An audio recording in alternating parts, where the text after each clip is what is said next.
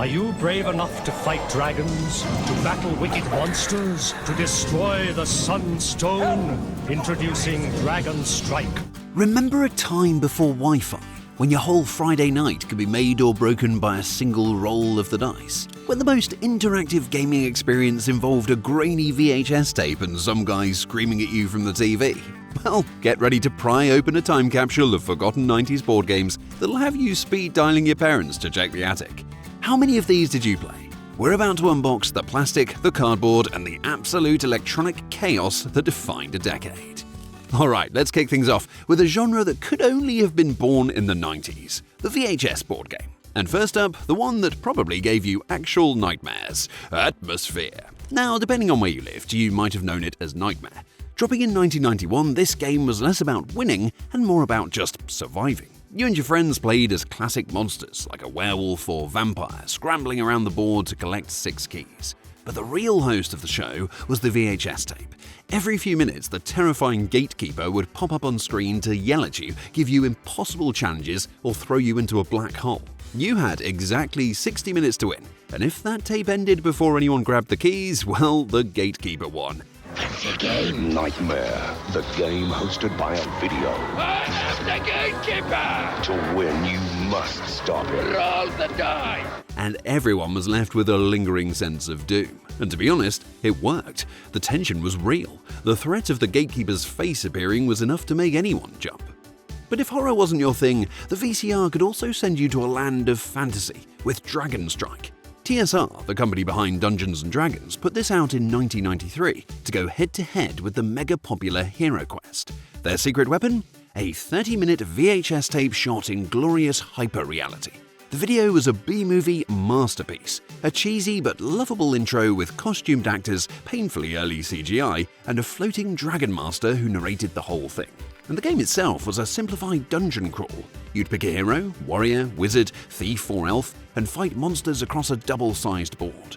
While you didn't have to watch the video to play, let's be honest, it was the main event. It was goofy, the special effects were rough, even for the time, and it was completely unforgettable.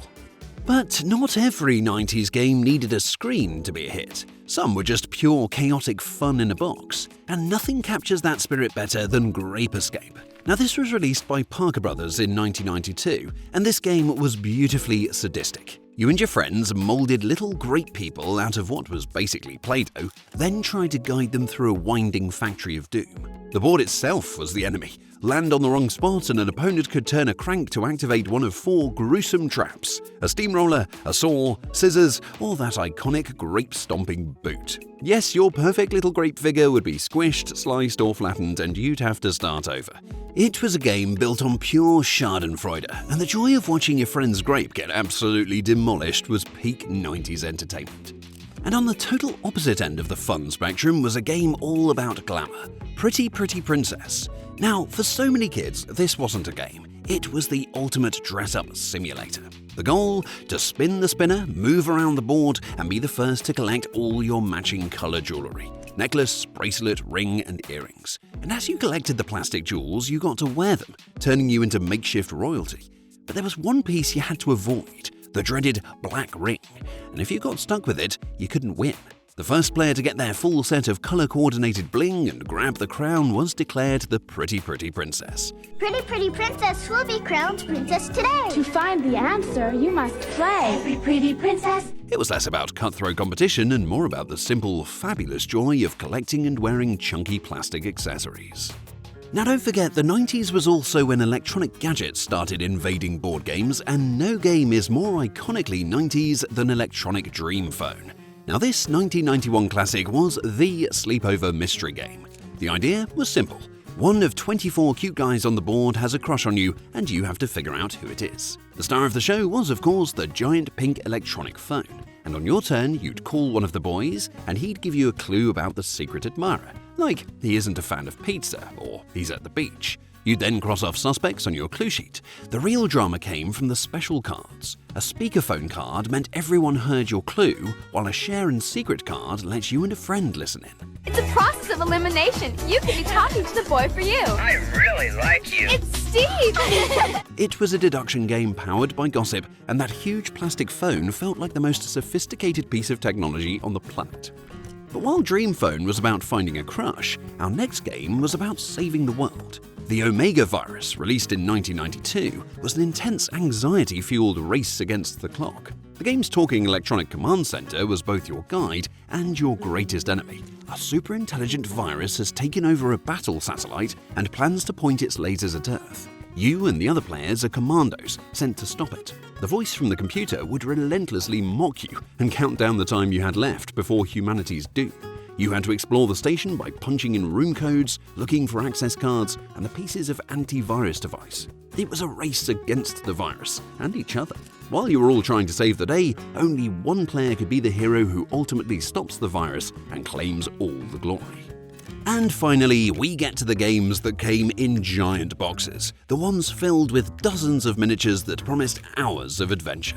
Before its recent revival, HeroQuest was a legendary game from 1989 that really found its footing in the early 90s. A team-up between Milton Bradley and Games Workshop, it was the perfect gateway into the world of Dungeons & Dragons. 4 heroes, the Barbarian, Dwarf, Elf, and Wizard, would explore dungeons controlled by the evil sorcerer Zargon, a role played by one of your friends. The Game Master used a screen to hide the map, revealing rooms, monsters, and traps as you went. The box was a treasure trove, packed with over 35 miniatures, 3D furniture, and a modular board that made every quest feel new. It perfectly blended board game simplicity with the rich storytelling of an RPG, creating a legacy that's lasted for decades. But if HeroQuest was a dungeon crawl, Battle Masters was all-out war. Now, this was released in 1992 and was another Milton Bradley and Games Workshop project, and its scale was just mind-blowing. The game was played on a massive 5x5 foot vinyl mat that you had to roll out on the floor. One player commanded the heroic Imperial Army, while the other led the evil forces of chaos. In the land of Muldark or the River Quell, the battle masters fought and many fell. Great armies marched against an evil power. The box came with over 100 plastic miniatures, including cavalry, archers, beastmen, and a giant ogre. And what made it unique was the deck of battle cards. Instead of taking turns, you'd flip a card to see which of your units could move and attack, making battles totally unpredictable. The centerpiece was a massive plastic tower that your units could occupy for a defensive bonus. Battle Masters was epic in every sense of the word. It was too big for a table, too chaotic for simple strategies, and an absolute blast to play. So from screaming VHS tapes and talking phones to mountains of plastic and Play-Doh casualties, the 90s were a wild and wonderful time for board games. These games weren't just about winning, they were about the experience, the wild gimmicks, and the memories they made. They were imaginative, hands-on, and brought people together in a way that's hard to find today. So, I have to ask, what forgotten 90s games are collecting dust in your closet? Did you spend your nights guessing who your secret admirer was? Or were you battling the forces of chaos on a giant vinyl mat? Let me know in the comments. I'd love to hear what games I missed, and if you like this trip down memory lane, be sure to subscribe for more. Thanks for watching, see you next time.